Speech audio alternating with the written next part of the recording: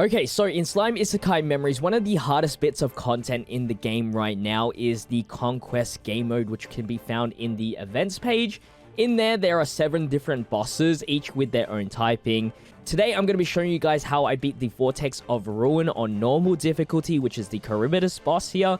Now, this team that I'm running here did not obtain the 3-star condition. I wish it did, but the conditions on how to complete it is very hard to complete, especially if you don't whale, because of course you want to focus a team on the correct typing, and this typing we need wind characters in order to do as much damage to the water boss here. Now, I'm still going to show you guys my run. This run is actually very impressive, as it isn't really a team that is fully wind, and it's not a team that has all these different 5 stars. So I'm going to show you guys the team really quickly before we go into the gameplay and show you guys what I have equipped to this team. This team here is underpowered, so the troop EP is 194. The recommendation is 206,000, which is pretty good. And at least by completing the stage, even if you don't get any star conditions, you at least get an equipment that will help you boost up your water character. You get like a water mage robe, which increases water characters' defense, which is pretty nice. And if I keep doing that one stage repeatedly, eventually you'll be able to get materials in order to upgrade your level 3 or 3-star equipments to 4-star equipments, which is very, very good, especially for getting those extra bit of stats and extra EP. Now, let's go through the team really quickly, and then we'll get into the gameplay. I am using a 4-star protector. This one you get for free, the Grandmaster. I do have him at level 64, which means I did pull him in a few of my summons. But regardless of that, he boosts wind and dark characters, and luckily we got a free dark character that you can get to level 100. In the gameplay, I did have him at level 96, however. I just recently got him to level 100, and with that I have a 4-star Rimuru support. Doesn't really matter, I just have him. Everybody's maxed ability released as well in this team. Just, of course, you need to do that in order to get your best chances to beat this normal difficulty. And everybody has 3-star equipments at the very least, so I just wanted to say that before we get into the rest of the team. I have the free Shuna. So this was the reason why I think Wind is probably the easiest to do if you reroll correctly. Like, if you got, like, Veldora and Milim together, you'd probably have such an easy time, because you get this 5-star Shuna for free, who isn't level 100 yet, but in a few days I will get her to level 100. Now, I do have this Fire Benamaru, which is a 5-star as a support. You can run, like, a green character, but it is actually, in terms of stats, way better to just use a 5-star if you're not going to use that 5-star to begin with. I have Milim in here, level 80, with a Soe support, both level 80 as well. And then I have a 3-star character, originally a 3-star character, Regard, which is now awakened to a 4-star character. Actually, kind of a clutch character. I would recommend, if you need a spot to fill in, he might be handy for you. I have Shuna equipped with him, and I have Rimuru in my last support slot with the Light Milim. Rimuru is here for the heal, because you really need the heal, especially when the turns go for so long. And because he's my highest rarity healer, that's what I went with. There are other healers in the game. Just check out your characters and see which one heals and which one will be better defensively for your team and for the boss. With that said, I'm going to show you guys the gameplay, and we're going to commentate over it, because in the gameplay I was really hyper-focused on just trying to beat it, so I didn't add too much commentary over it, and I wanted to show you guys my thought process through the battle. Alright, so starting off the round, this was my first lineup. We have Regard, we have the Shuna, as well as the Dark Benamaru here. Starting off with just getting attacks off with the Shuna here. Our goal here is to build up meter, of course, and get as much mana as possible. The skill that this Charybdis does is it minuses, or like reduces, the amount of damage green abilities do and the amount of bar it recovers for us. And so we have to get as much mana as possible before he does that, which is turn 2. Regard is here because I don't want to actually lose too much health on Milim at the start. The goal here is to keep Shuna and Milim at the end of the battle after 2 ultimate skills have been used from the boss here.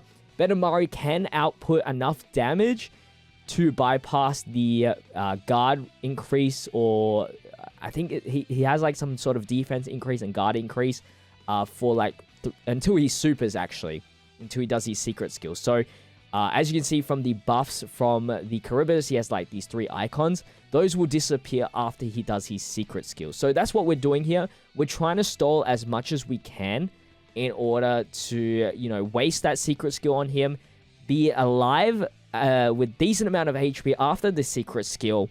And that's where Rimuru comes in with the heals and stuff like that. Unfortunately, we got a little bit unlucky with the Benamari taking a little bit extra damage, a lot more than I would have liked, but that's okay. We're just like switching, we're making sure we're doing switches where we need to, activating skills where we need to, and the blue skill here is actually very, very important as well.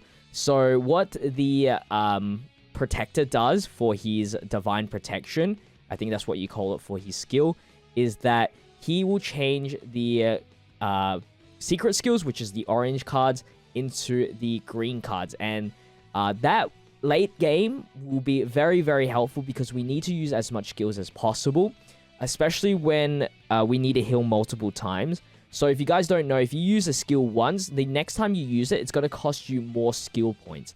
And we want to keep on consistently getting the heals from Rimuru, so we need as much, you know, skill points as possible. Here was a pretty good turn where I got Benamari a heaps of attacks, which is going to fill up his bar.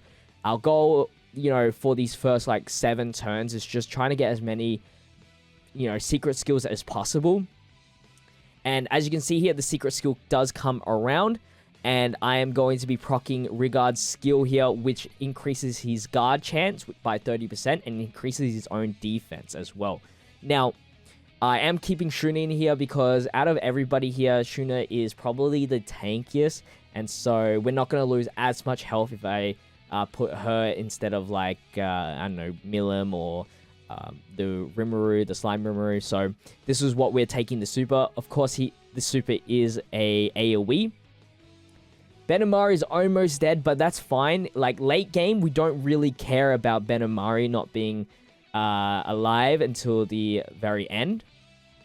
And so, with that, I did need him to get at least his secret skills, so I was really contemplating to keep him in or to switch him out.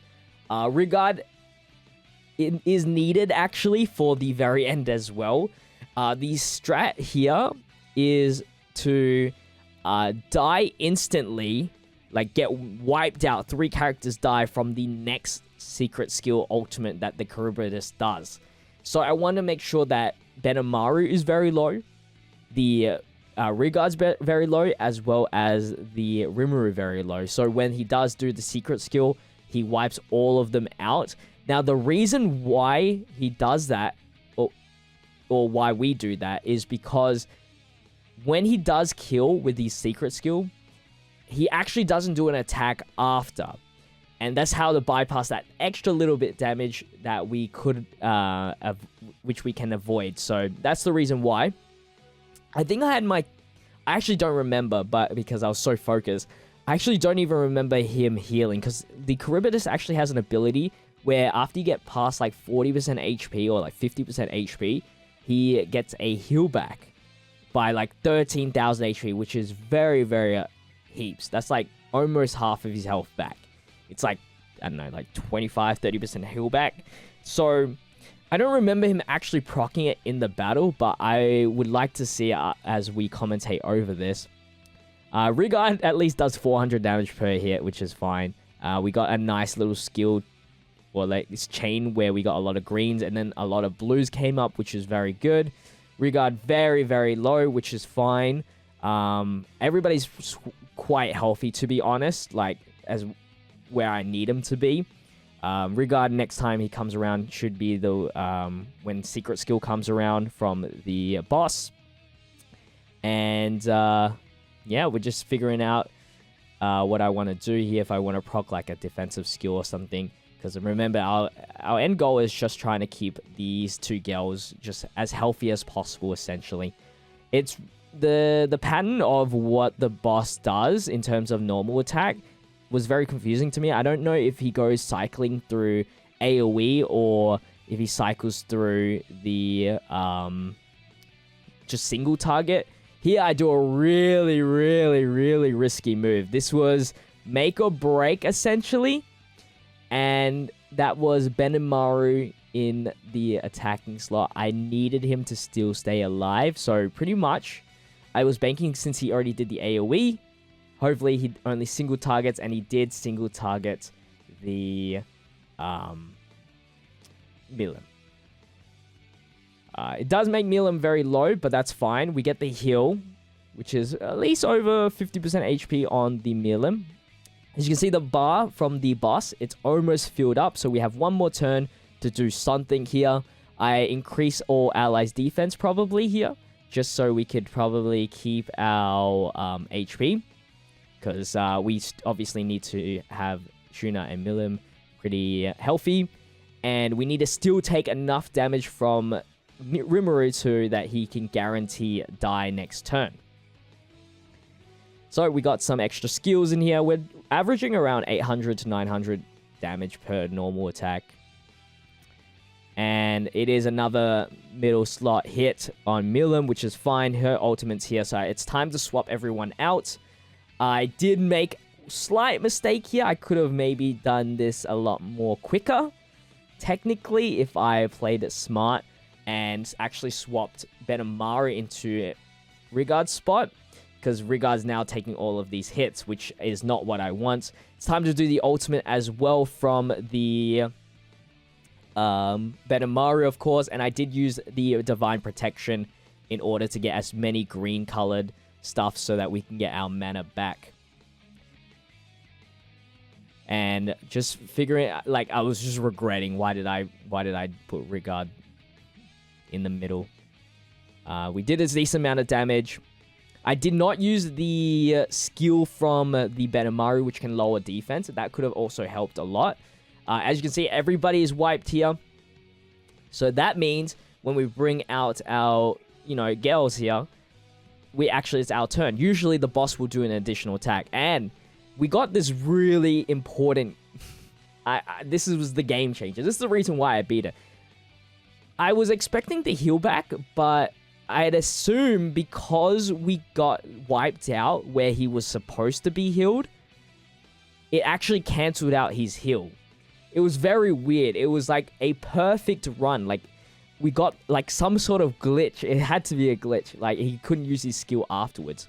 Now, if you guys don't know, the lower the amount of characters that you have, the faster your secret skill builds up for every attack. Which is why I wanted like 2 only, or our goal was to have 1 really healthy character. So that Shuna now can build up her meter really, really fast. You'll see how fast it is on the next turn. Her bar's full again. We just got our ultimate back, and it's almost dead. We just have to keep on praying that we just don't die, I guess. I was just figuring out, like, am I going to kill here? I was so, like, surprised because I was, like, really expecting the heal back. But there was just nothing there. And the only way we could lose here was, like, if we took a counter. Counters are very, very strong. And I was like, oh my god, this was it. If this ultimate kills, we're good. And I played it out. I made sure to get the full animation.